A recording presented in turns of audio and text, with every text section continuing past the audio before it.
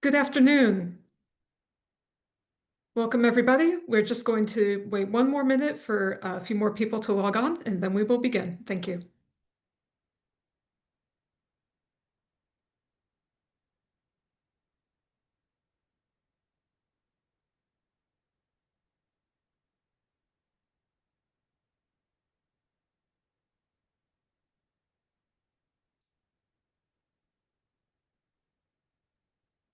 Okay, good afternoon, and thank you for joining us for the first of our two Road to Zero Community Traffic Grant Grantee Showcases. My name is Julia Kate Laidlaw. I'm the Senior Program Manager for Road to Zero at the National Safety Council, and I'm thrilled to be able to share with you the work of three grant recipients: Hofstra University, The Ohio State University, and Families for Safe Streets, who were funded for 12-month projects addressing real road safety problems in ways consistent with Road to Zero's mission and principles, doubling down on what works through evidence-based strategies, advancing new technologies, and creating a culture of safety through a safe system approach.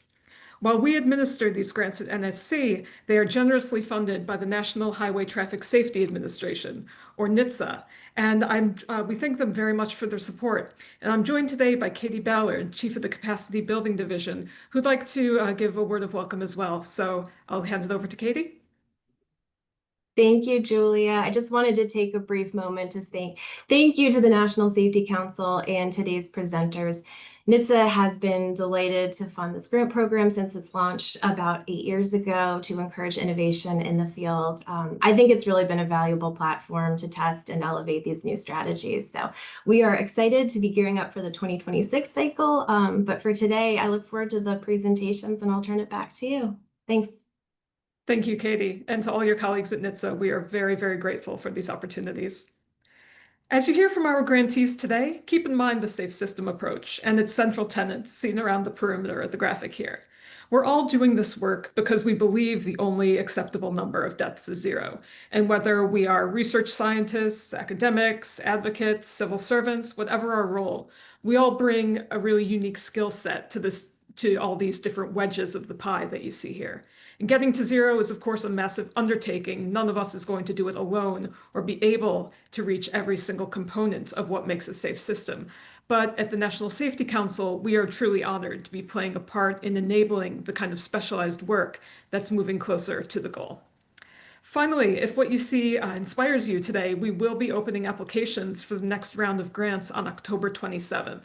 Visit our website at nsc.org/road to zero for more information. And we'll also be holding some informational sessions where you'll be able to ask questions about perhaps your own application. So now this is the panel that you'll be hearing from today, doing three very different projects that all get to a safe system, and which I believe is all going to be a benefit to us in the United States who are working to bring down the number of traffic deaths. I'm pleased to hand the floor now to Jace Bernhardt, Associate Professor at Hofstra University, who's going to be presenting on fostering improved public awareness of snow squall driving with virtual reality. If you have any questions, please use the Zoom Q&A function there at the bottom of your screen. And at the very end, after our third presentation, we'll try to answer as many of them as possible. But now, thank you very much, and I will turn it over to Jace. Great. Thank you so much, Julia, and thank you everyone for being here today for the webinar. I'll begin to share my screen here as we discuss our project on fostering improved public awareness of snow squall driving danger with virtual reality.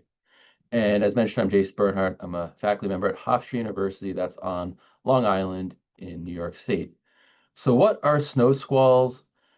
Snow squalls are, as you can see, they're brief but very intense bursts of heavy snow, along with strong winds and whiteout conditions, very low visibility. And snow squalls are among the leading dangers for any weather hazard and driving, and especially with winter weather driving. And snow squalls are not as dangerous due to the amount of snow, but it's because of the rapid onset and the high intensity of the snow, along with other roadway conditions. For example, a flash freeze often accompanies these snow squalls. And what can often happen is snow squalls come in very suddenly. So you have a rather benign weather day. Temperatures can even be above freezing, so the roadway surface is wet. The snow squall comes in, it drops the temperature below freezing of a flash freeze on the roadway. You get the whiteout conditions, people can barely see, and you unfortunately sometimes get massive pile-up collisions, especially on limited access highways. And sometimes those can lead to many injuries and even fatalities. And snow squalls regularly occur across the northern US. And the focus of this project was on the Northeast US, where there are, of course, many well-trafficked highways, which often experience snow squalls during the winter. And we focus specifically on New York and Pennsylvania for this work. So until recently, the U.S. National Weather Service, the official U.S. government agency that can issue the official warnings for weather hazards, did not have a way to issue explicit warnings for snow squalls. They kind of fell in this in-between zone because they don't bring a lot of snow, so you don't issue, say, a warning for heavy amounts of snow, and they may not bring official blizzard conditions either. But in about 2018, the National Weather Service adopted the ability to issue snow squall warnings. So now a warning can be issued for this snow squall feature. And they're often targeted at drivers on limited access highways. As mentioned, those are often where we see lots of the injuries and fatalities from snow squalls. So National Weather Service forecasters really have a lot of latitude in whether they want to issue a warning or not. For example, if a snow squall is hitting in the middle of the night, they may not choose to issue a warning because very few people will be on the roadways. Or if a snow squall is not hitting an area with a lot of highways, they may not issue a warning. But if a snow squall is going to hit when there's a lot of traffic onto a limited access highway area, such as a large interstate, they will often issue a warning. And that can trigger alerts through local officials and also onto phones through wireless emergency alerts.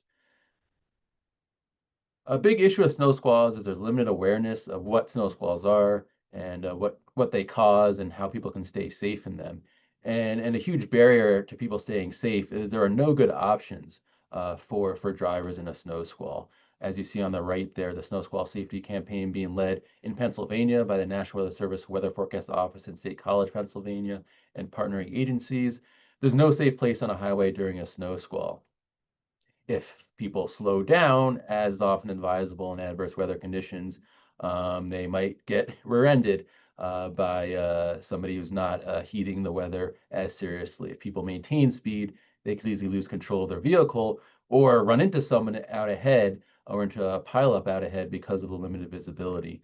Finally, if people are inclined to pull over during a snow squall, that is maybe the worst thing to do because, of course, someone coming in from behind can start an accident or a pile up or a chain accident. And as a result, you can be in great danger, especially if folks who get out of their vehicles after pulling over on the side, or maybe they get into a minor fender bender, get out of their vehicle, and then they're really just in serious danger from the vehicles coming from behind as the conditions get even worse. So the idea is to really avoid the snow squalls. However, convincing people to do so, to, for example, exit a highway, even if they're not supposed to yet for their plans, or even just raising the awareness of what is a snow squall and what to do, are all really, really great challenges. So our approach to both train people on what is a snow squall and what to do in one is to develop a virtual reality, a VR simulation of a snow squall.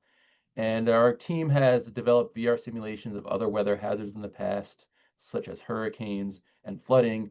So it seemed natural to apply this to snow squalls in hopes of really helping to reduce the injuries and fatalities that they can cause on especially the limited access highways. This is, of course, a way to train drivers before they actually get into danger, have them encounter the snow squall in the virtual world, so then in reality, when they encounter one, they are trained on what to do. And we found in our previous studies that VR simulations are more impactful than just a paper pamphlet or even watching a 2D video. It immerses an individual fully in the hazard, really gives them a sense of the sound and the view and the scale of everything. And then when they encounter the snow squall in real life, they'll be able to, first of all, recognize it, and then second of all, know what to do because they have the muscle memory of actually doing it in the physical simulation using their own body. And VR is really great for young and inexperienced drivers, as you might imagine. Oftentimes the VR, the virtual worlds, resonate even better with younger individuals, and that lines up well with a group of drivers that are often quite vulnerable, young and inexperienced folks. Finally, VR is just a powerful tool for outreach as a result for really all age groups. And you see some examples of successful outreach as part of this project in the images on the right. So I want to quickly take everyone through the simulation, what it looks like. There will be some sound that could come through as well, but that obviously works better in the actual simulation. So this is publicly accessible. Anyone with a virtual reality headset, it's the Meta Quest is what's most commonly used, can access the simulation. Of course, for outreach and surveying using the simulation to test it out, we brought the VR headsets with us to the public spaces and had folks try them on.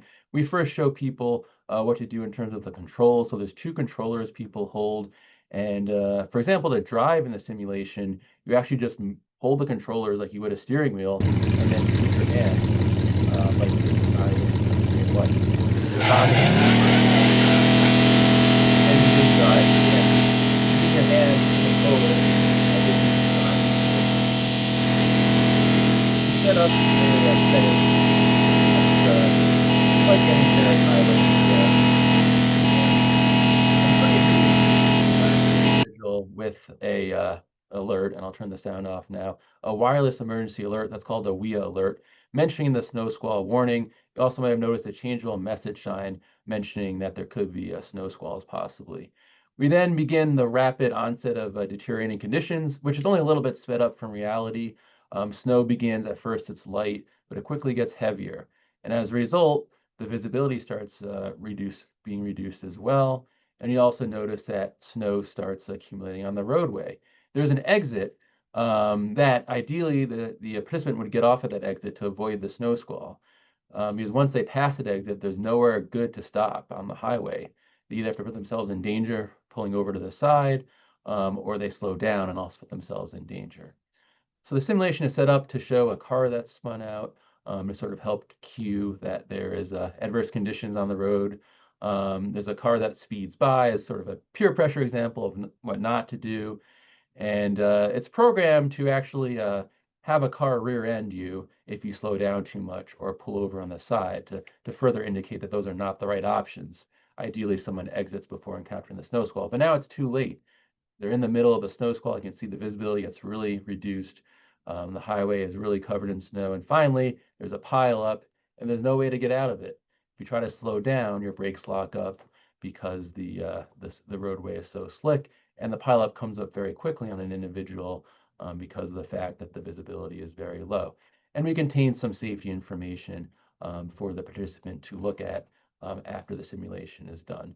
And this is developed in conjunction with the U.S. National Weather Service Weather Forecast Office in State College, Pennsylvania, and some other regional National Weather Service offices to ensure that the simulation is realistic, both in terms of the meteorology and the driving conditions. So we then use the simulation to run a survey. And the key goals of the survey was to evaluate how the simulation is working and then eventually use that feedback to make improvements for the final version to use for outreach, and also to use some social science questions to test out the warning tools being used, namely the WIA message, the wireless emergency alert, that a U.S. National Weather Service forecaster can trigger if they issue a snow squall warning and tag it as a very serious snow squall. For example, one that's going to hit a busy limited access highway at a time where there's lots of vehicle traffic, and there could be a pileup as a result. So we reached 216 individuals with our survey, and the simulation is bilingual, both English and Spanish. So we were able to survey both English and Spanish speakers. And we tried to go to some areas across the region that have low, medium, high snow squall frequency, including Long Island, which has lower frequency, Pittsburgh, Pennsylvania, Plattsburgh, New York, and State College, Pennsylvania. So looking quickly at some of the key results so far, comparing the English and Spanish speakers yielded some really important results because language is one key barrier to accessing life-saving information, weather information, highway safety information, driving safety information, and beyond. So as you might expect, the Spanish speakers, a lot of them may be newer to the U.S., coming from places that do not have as much in the way of winter weather and snow squalls, generally reported less experience with snow squalls and driving in the winter, and driving in general. The term for snow squall made sense in both languages, which is a really encouraging result because sometimes when you have to sort of invent a term for a phenomena that doesn't happen in another place, like a weather phenomenon that's not common in a different language, there can be issues. But in this case, the snow squall translation seems to be working well. And then everyone found the simulation to be pretty helpful, but actually the Spanish speakers found it to be more impactful in demonstrating what to do and also in depicting a snow squall. So perhaps people with less experience found the VR simulation to be more engaging and helpful, which is probably a good outcome. And a couple quick comparisons on how these different cues were influential in decision making, the different aspects of the simulation.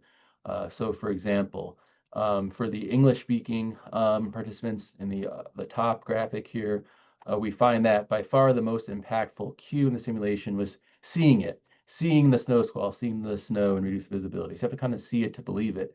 And unfortunately, the tools that meteorologists and emergency managers and DOTs can use, like the changeable message sign and the wireless emergency alert message, were not very impactful.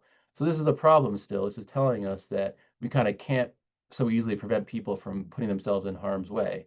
It's too late sometimes once you see the snow squall conditions, if you're already on a dangerous part of the highway and have nowhere safe to go. We want people to be heeding the changeable message sign and the emergency alert to then exit the highway before they put themselves in harm's way. And the results in Spanish were broadly similar, though the onset of the conditions is actually a little bit less powerful. And some of the warning and the changeable message sign could be a little more important to them. So we're still working on unpacking some of the nuances of these results. But in general, people that have the experience of snow squalls might actually be more likely to put themselves in danger because they've seen them before and obviously survived them. So then they get a warning again and don't necessarily want to take it too seriously. The final step in all this is continuing to do outreach. So as mentioned, this VR simulation is free for download for anyone with a VR headset. And we're continuing to collaborate and hold events with a lot of Pennsylvania state agencies. So Pennsylvania DOT, the Pennsylvania Turnpike Commission, Pennsylvania Emergency Management, partnering in events like the Pennsylvania Farm Show, which brings in many thousands of people from the state each year. The event on the right is an upcoming event, another example where we are using the VR simulation for outreach at a PennDOT district event. And also I'm partnering with local high schools and driver education programs here on Long Island to bring the VR simulation to younger drivers. And we're really happy and looking forward to collaborating with other Road to Zero members as well as anyone sees fit. Here's the acknowledgements, and on the right, some photos of media coverage, including press conferences in Pennsylvania on the bottom, and an interview on the Weather Channel about this work that took place earlier this year.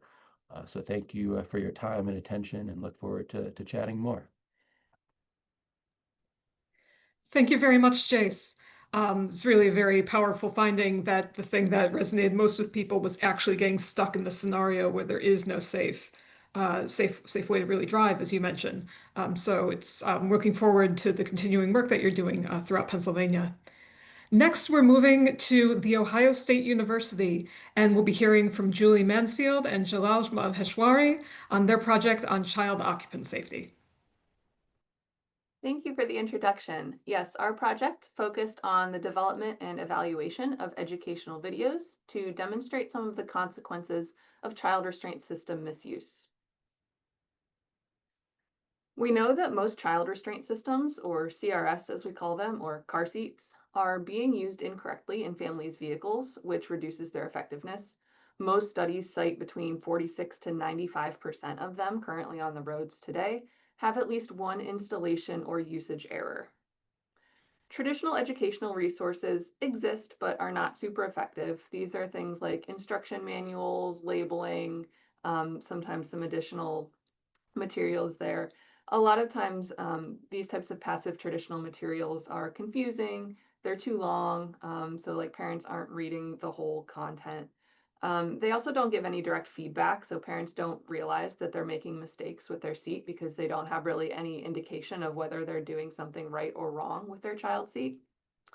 We know that hands-on education with an expert is the most effective communication method. So we always encourage parents to go to what we call car seat checks, where they will work directly with a certified child passenger safety technician who will spend 20 to 30 minutes with them, with their vehicle, with their child seat, and with their children, helping them to get everything installed and used correctly in their vehicle.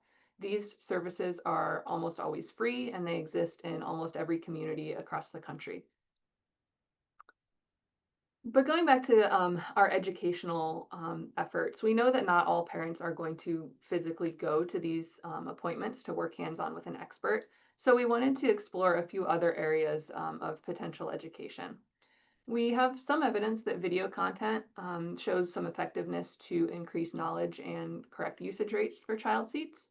And in particular, there's been a little bit of investigation into videos with what they call biomechanical visualization. So that is simulated crash test video footage delivered in the context of child restraint system education. And they found that these types of educational approaches were more effective than CRS education alone in a traditional sense. However, we found that to date, there's not really any suitable biomechanical focused CRS videos that are widely available for use as public teaching tools. So our hypothesis for this work was to explore this idea of whether physically accurate videos depicting some of the consequences of CRS misuse may serve as powerful educational tools for both families and for safety advocates who want to learn a little bit more about their craft. We hypothesized that seeing the footage of the videos would really enable long-term retention of some of the critical safety concepts. So when a parent goes to a child seat check, or even when they read their instruction manual of their child seat, there's step by step. Okay, do this step, then do this step, then do this step. But a visualized medium such as a video would really help them maybe understand, why should the harness be snug against the child's body? Why is it important to attach the top tether on this child's seat? To really kind of show them some of the consequences of what happens when they don't follow the steps, and in order to really drive home this message of how important these steps are, and to help them remember all of them as well. So our objectives were to create physically accurate videos depicting the effects of correct versus incorrect CRS use per pediatric occupant. And my colleague Jalesh Maheshwari will explain how we did that in a minute. We then evaluated and revised the video content with the help of a cohort of child passenger safety technicians and instructors. So those folks who are out there doing this education in the community. We then piloted the videos during car seat checks as curbside teaching tools with real families. And lastly, we will share the videos as publicly accessible teaching tools. So here I will turn it over to Jalesh to explain the video creation. Thanks, Julie. So objective one of the project was creation of these crash test videos. They were created using computational modeling, using physically accurate and detailed models of the vehicle, the child seat, and the child occupant. Now, these computational simulations are typically used in scientific research to analyze kinematics, kinetics, and potential injuries of occupants in different types of crashes, injury biomechanics research, and in tandem with physical crash testing. So here we wanted to use these simulations to capture realistic physics of the child inside a crash. Now, the child was restrained in its age-appropriate CRS in an ideal or correct seating scenario and a non-ideal or incorrect seating scenario. So for this project, we had an 18-month-old child model in a rearward-facing CRS, a 3-year-old child in a forward-facing CRS, and a 6-year-old occupant in 2 types of booster seats that are available in the market, a low back or backless booster and a high back booster child restraint seat. Misuse cases for each of these scenarios were identified for the non-ideal conditions, and frontal impacts were simulated to obtain the child kinematics in each scenario. Now, these computational simulations accurately capture the physics of the entire crash, the kinematics and interactions of the CRS and the occupant, and the interactions with the vehicle interior and any other contacts that may occur during the crash. So here on the right, you can visualize an example of the same. We have an 18-month-old child occupant in a rearward-facing CRS in an ideal or correct scenario on the top, and an incorrect scenario with harness slack in the CRS at the bottom. Sagittal or side views of the crash were extracted to serve as initial videos for each scenario, which were then used in Objective 2. I'll let Dr. Mansfield continue with our next objectives now. Wonderful, thank you. So objective 2 was to evaluate some draft versions of our videos and revise the content. So we distributed draft versions of, I think, about 8 to 10 different videos, each one kind of focusing on a different aspect of the installation, and like Gillette said, focusing on different occupants and different types of child seats. We did this online survey with 164 child passenger safety technicians or instructors. And among other things, we asked them to rate each video. And to summarize things here very quickly, we got a great response. So out of 5 stars, our expert reviewers said 4.7 stars for does the content seem accurate, 4.5 for is the purpose easy to understand, 4.4 for would caregivers benefit from this video, 3.7 a little bit lower for how likely are you to use it during a seat check, but then higher 4.3 with how likely are you to share it in other educational settings. So these experts are already kind of thinking about other platforms and other scenarios where this content might be useful as an educational tool. We also really received a lot of wonderful open-ended feedback and of suggestions on how to make each video better. So we read through a lot of pages of comments, but to boil it down today, they really suggested that we show a demonstration of how to install it correctly. So not just the consequence of not doing it correctly, but then empowering parents of, okay, how can they overcome these potential errors? They wanted a little bit more context about potential injuries, so we went back and added voiceover to all the videos to explain exactly what was going on. They suggested some color coding schemes and also some updated terminology to match the current CPST curriculum. So with that, we have an example to show. This is one video of a final set of 8. This one is focusing on the importance of a snug harness for a rear-facing seat. The harness should be snug against the child's body. Test for snugness by doing the pinch test. If you can gather and pinch the harness webbing between your fingers, the harness is too loose. Tighten the harness by pulling the harness adjuster strap. Repeat the pinch test. If the harness is tight enough, your fingers should slide over the webbing without being able to pinch any excess. When the harness is loose, it allows the child to slide up the back of the car seat during a crash. The child's head may abruptly contact the front row vehicle seat, causing head or neck injuries. A correctly snug harness will limit the upward motion of the child by stretching gradually only a small amount. This lowers the severity of head contact and reduces the risk of head and neck injuries. All right. So with our finished products, we went out to families curbside and we piloted these during actual car seat checks. So far, we have done this with 28 families and counting. We still have a few weeks worth of data collection to go. I want to give a very big thank you to Columbus Public Health, specifically their CRS distribution program. So this is a community program where they set aside several hours per week for families to sign up to receive a child seat at a reduced cost if they meet eligibility requirements. And they allowed us to recruit participants for our study from their folks coming in for the car seat distribution program. So from a scientific perspective, this was great because all the families were receiving the same child seat. And so we kind of eliminated a lot of variables there. All of the participants were either WIC, SNAP, or Medicaid eligible. So we were really able to target a population who historically has had a little bit more evidence of child restraint misuse and non-use. So that was fantastic. For our families that we recruited, we randomized them into a control group who did a normal seat check with all of the typical education with an expert, but without the videos, and then an intervention group where the expert used the videos as a supplementary tool during the education process. Briefly, like I said, we had 28 participants so far. We had them all do a baseline installation. So when they first got their child seat, we said, okay, we want you to install this child seat as best you can on your own with no help from us. And so we used this as kind of the baseline for their knowledge. Every single participant had at least one error in their installation, and on average, we counted about 3.6 errors per installation. So some people had 6 or 7 errors during this baseline installation.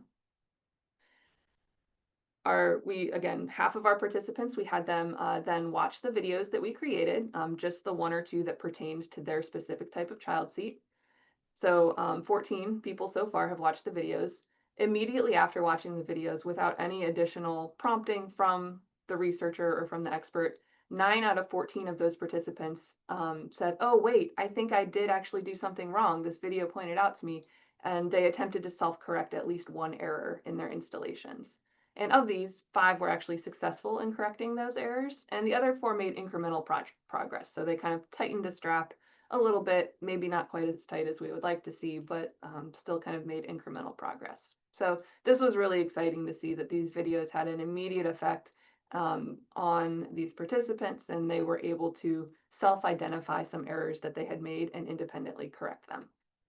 So that was kind of the experimental part. Next, every single family got a full in-person seat check with all of the typical education conducted. So this usually involves the CPST, the technician, going into their back seat, showing them exactly how to buckle everything, how to tighten everything, practicing with them, and really developing those skills and explaining why each step is important. So every single child left our event very, very safe. They did the full seat check to make sure that they left safely.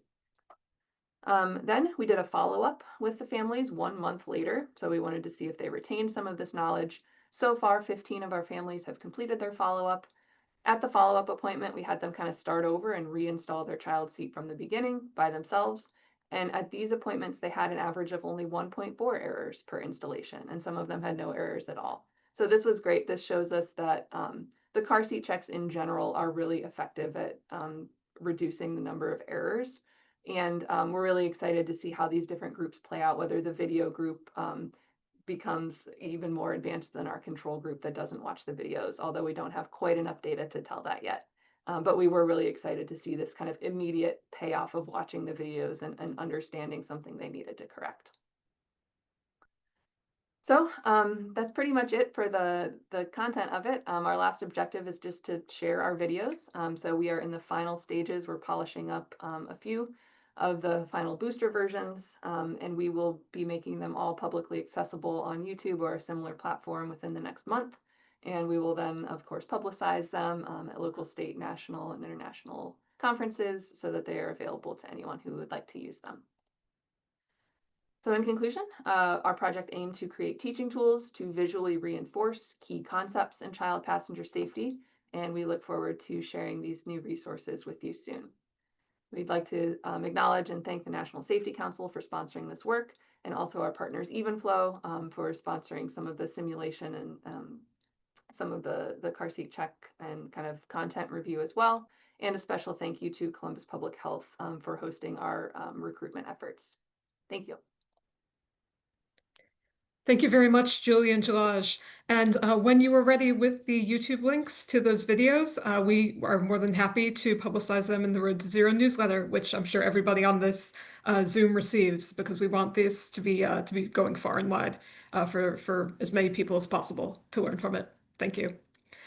And finally, last but definitely not least, we have Amy Cohen and Tom DeVito from Families for Safe Streets, and they will be presenting on a very multifaceted project called Stories for Safe Streets.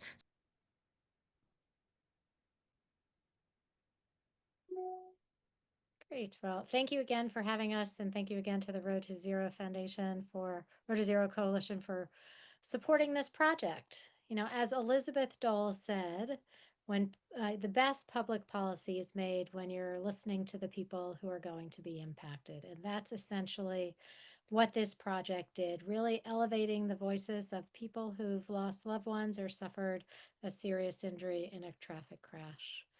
And, you know, all of us in Families for Safe Streets have been personally impacted by traffic violence, and we really give a face to the crisis to really educate people on the changes and solutions that are needed.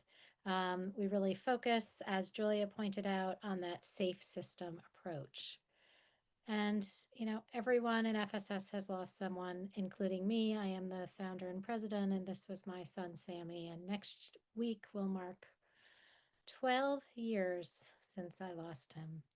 He was 12, almost 13 years old. He was street savvy, bright, kind, 8th grade middle school student, and he was just trying to get from school to soccer practice.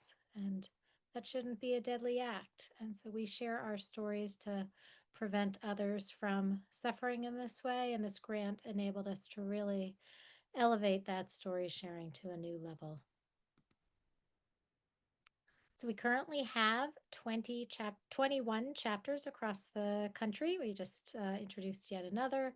And we also have 1,200 members across our network, many of whom aren't even affiliated yet with a chapter. They may be just an individual in one community or in a few people. And we're really trying to bring those people together and help grow this movement. We do have a 2-part mission of both support and advocacy. And trust me, as I know all too well, no one should have to go through this alone. We feel it is a crucial part of our mission to support those people who've been personally impacted. And then if and when they are interested, to engage them in our, advocacy and education work. I think everyone who works in this, who does this work knows this, but I feel like it can never be said enough. The US performs abysmally compared to every other high-income nation. And it is only by fighting for the safe system approach and putting in place those proven life-saving measures that we are ever going to improve this graph. And with that, I'll turn it over to Tom to share about what we did with our research, with our grant award. Thank you. Hi, everyone. Thanks, Amy, and thank you, everyone, for being here, and thanks to the Road to Zero Coalition for all of your support. So we broadly broke down our work into these buckets here.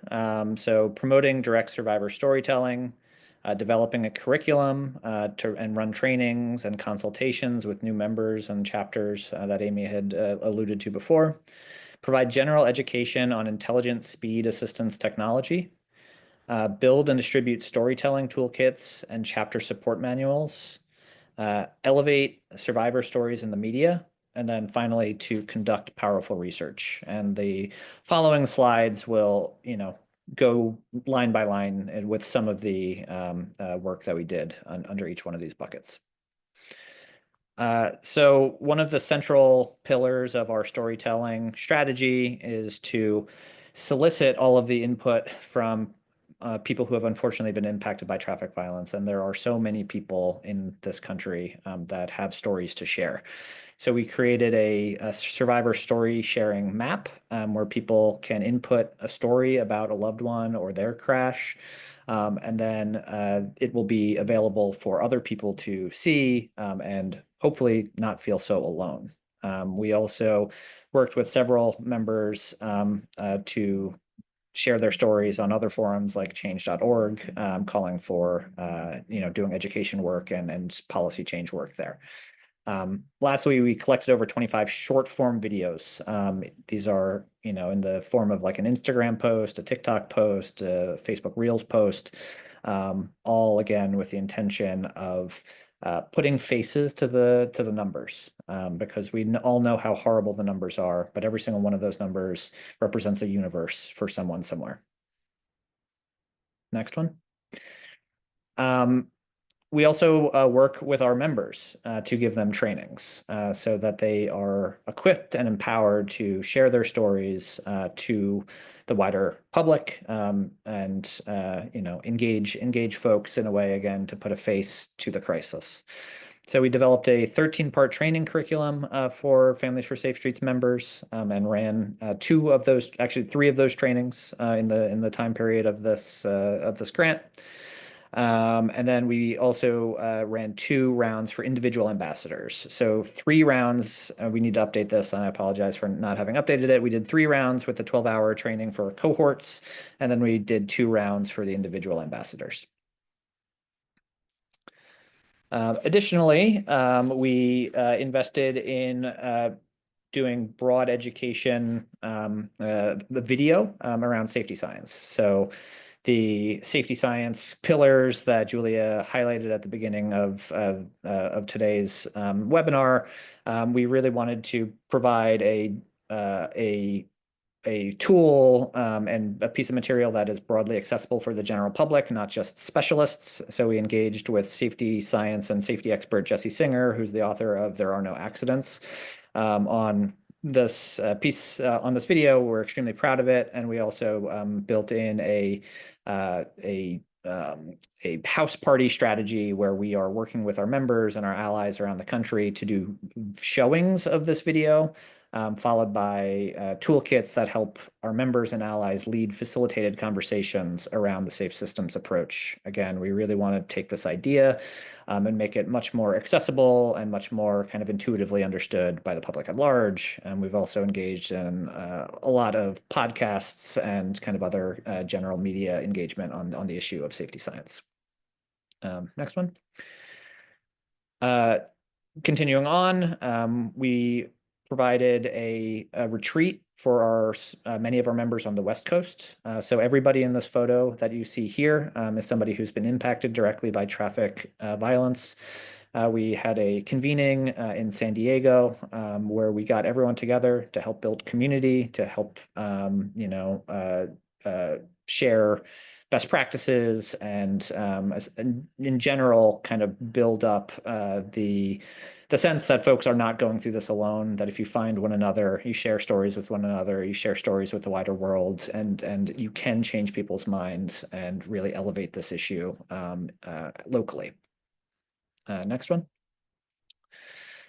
As Amy alluded to at the very beginning of our segment, we also inducted a new chapter of Families for Safe Streets. So the Massachusetts chapter launched very recently, and this was after a multi-year hiatus where we stopped inducting new chapters as we engaged in a new strategic planning process. That process concluded this year, and we are happy to be now launching new chapters once again. We've been doing a lot of education on intelligent speed assistance. Intelligent speed assistance is a new technology, or not really new, but it is a technology that is, there's a lot of momentum developing behind it as a tool to save lives, because it is a piece of technology you can implement in a vehicle that reduces that limits the ability of the vehicle to exceed the speed limit. We think there's a lot of potential. There's a lot of uses in the private sector and in municipal fleets, and we have been engaging the general public and folks kind of at large about the promise of this technology. And we've organized or participated in 5 webinars on the topic, 4 that have already happened. There's an additional one that is happening next month. And we will be circulating information about these webinars. We have been circulating, and we will about the October one as well. So next one. On the same line of education around ISA, so we had leaders, including Amy and Patty Avery, who's the head of our policy and advocacy volunteer committee, go to the NCSL this year and talk to electeds and staff from 26 states doing broad education work around the value and the importance and promise of ISA technology. Next one. And as all of this was happening, we were just incredibly thrilled to see that state legislatures were moving forward, and seeing the value of this too. And, we saw this year that both Washington State and Virginia passed laws that related to ISA technology. So we were very happy to see that. Next one.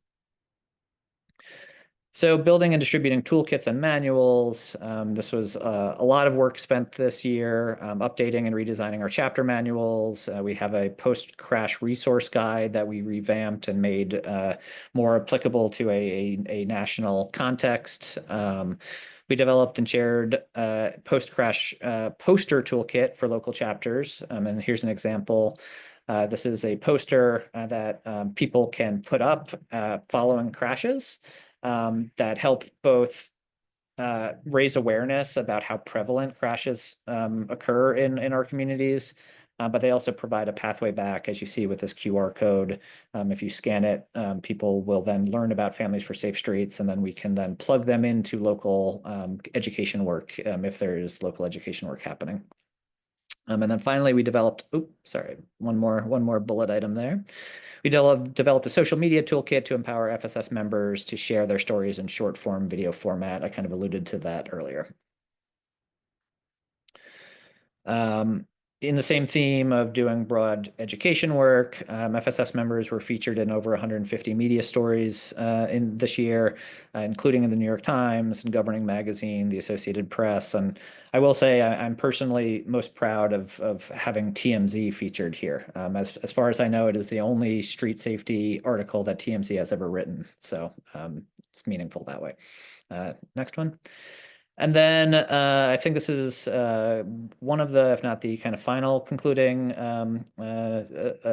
slide for me, which is the conducting powerful research. We worked with our partner organization, Transportation Alternatives in New York, on a mini report that actually went viral, had over 1 million views, where we identified and tracked the driving behavior of the 10 worst speeders in New York City. And then, using this infographic to really illustrate kind of just how common this is. So these are drivers, one of whom collected over 500 tickets, in a single year. From the speed safety camera program. So it just really illustrates that there is a huge problem out there, and there are dangerous drivers, and there are policy mechanisms that we can use to make streets safer for everyone. Next one. And I will just end with this quote from the first NHTSA administrator. We've all been miseducated that the way to solve the problems is to have more squads of police chase Americans so that they wouldn't drive 120 miles per hour, rather than to arrange cars so they can't go that fast. And I think that dovetails really well kind of with the ISA technology and why we're so excited by it. And Amy, I'll pass it back to you for the concluding slides. Yeah, as I alluded to in the beginning, we have a two-part mission, and I just want to stress in the work that you do, if you encounter people who've lost a family member or suffered a serious injury, I will share, for me, connecting with others saved my life, and I feel a moral obligation to make sure that that service is repaid to others. So we have monthly support groups, peer mentoring, online support, and more. The biggest help is really that people connect with others and just know they are not alone. So please send people our way. Information is available on our website. Thank you again. Thank you, Amy and Tom. And that's just a phenomenal amount of work that you guys got done. Your team is just beyond dedicated. There's not a word for it, but that is just the amount of work that you're doing, and it's not easy. It's really very, very impressive, and we thank you for that. So thank you, everyone. And we do have time for questions. You'll see that there's a Zoom Q&A box. So if you do have any questions for any of our project teams, please put them in there. I have a couple for the project team I'd just like to start off with. So to Jace at Hofstra, I was wondering, are there any plans for the future in taking the snow squall simulator outside Pennsylvania and New York to other parts of the country? Yes, we're definitely interested in expanding that out, and would love to, of course, collaborate with folks in this webinar and beyond, because as noted at the top of the presentation, snow squalls affect a large swath of the US. So there's unfortunately lots of areas that are in danger and could use the help. Thank you. And then to Julie and Jalaj, when your team was doing those in-person car seat inspections, did you find people were surprised to find out that they were installing or using their car seats incorrectly? And what were kind of their reactions? I'm just curious what they found out, because of course, if you're a parent, you never think that you're going to be, putting your child in danger. Right. Yeah, I would say that there was a mix, because some of the parents had children, and had done it before. Some of the parents were brand new, and this is the first time they had ever laid hands on a child seat. So, they kind of approached it with a little bit different attitude, I think. But overall, the parents were like really excited to improve their mistakes once they saw them. They were watching the video, like, oh, that's so cool. Like, oh, I never noticed that, and literally like jumping out of their car to like run around and like fix things. So it was really rewarding to see them respond so well to the videos and respond well to the education in general. I mean, every parent wants to make their child safer. Thank you. We have a question here in the box. Amy and Tom, Can you explain a little bit about how you got the information about frequent speeders? I think alluding to that last graphic you showed with the worst Sure. offenders. How did you do it? Yeah, so I will just confess at the outfront. There's a research team that we worked with that will be able to really kind of like dig into the finer points of the details, but kind of like the bigger, kind of like zoomed out answer to that question is that New York City has tremendous open data laws, and there is an app that has been developed called How's My Driving, where you could input a license plate, and then it will tell you how many violations that vehicle has in terms of speed camera tickets or unpaid parking tickets and things like that. So it is kind of through using that open data that we were able to put those puzzle pieces together. And I would be happy to kind of follow up, whoever asked that, and connect you with the research team that can really kind of like dig into the mechanics of it, with more detail. I mean, the bigger picture on that is, as you know, for advocates, for civic organizations, for universities that are on this call, a key foundation for success in a locality around Vision Zero is really to encourage public data sharing so that researchers can then access that data, make suggested policy improvements. Advocates can showcase it in ways like this that help make legislative and policy changes. Yeah, and I'll share like a few days, maybe a week after we issued that mini report. A group in Baltimore did something very similar. It is replicable, but I think a lot of it does depend on open data availability. Thank you. If we have no further questions, again, please feel free to get in touch if you think of something later. You can always contact me through roadtozero@nsc.org, and I'm happy to pass along any messages. So I also want to just remind everyone that the Road to Zero Community Traffic Grant application will again be going live October 27th. It is going to be open until mid-January, so you have lots of time, but don't let it get away from you. I want to thank all our panelists today for sharing their work, and we're really very, very proud of what you've achieved, and we look forward to publicizing anything that you're working on in the future and finding out other ways in which interested people can get involved. And we wish you the best of luck.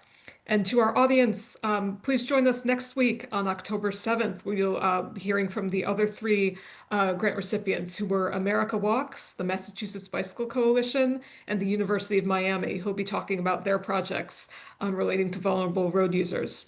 So thank you, Hofstra, Ohio State, and Families for Safe Streets. We hope everyone has a great day, and keep in touch with the Road to Zero Coalition as we go forward in our quest to get to that reality where no more people have to die on America's roads. We're all in it together, really, and I hope you've been inspired by the work you've seen today. Thanks, everyone. Take care.